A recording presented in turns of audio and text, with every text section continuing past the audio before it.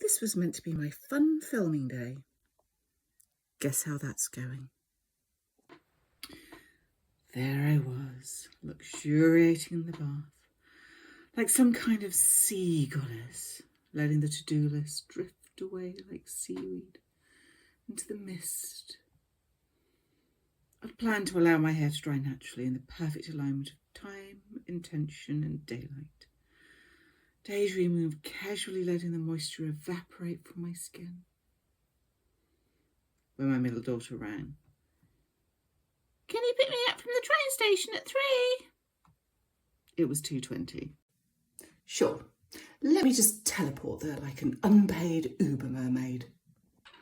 This is the point where the movie soundtrack shifts from serene strings to Benny Hill on speed. Hairdressing becomes an Olympic record. Dressing becomes a speed run.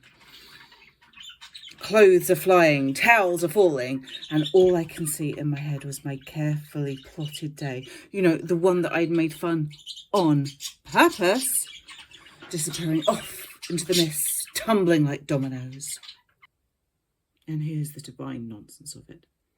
None of the characters I was filming even needed good hair. One's wearing a turban, one's got a ponytail, and the other, well, she'd film in a hurricane if it made for a good shot. Do you think Victorian medium is worried about frizz when they're busy summoning the dead?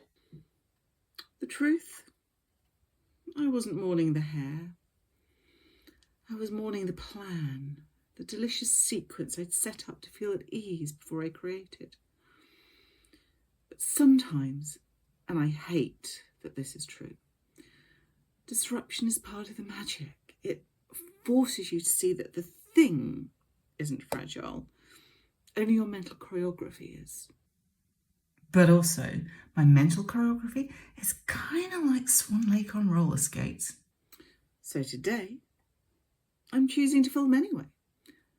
Not because it's going to be exactly how I pictured it, but because divine nonsense thrives in the gap between how I thought it would go and how it actually happened. Besides, this little derailment, it's now part of the work. The bath became the script, the delay became the punchline, the disruption became the doorway, and the hair, divine as always. Trust the nonsense. It's probably sacred. Also, somewhere out there is a Victorian medium shaking her head at me saying, "Darling, you're overdressed."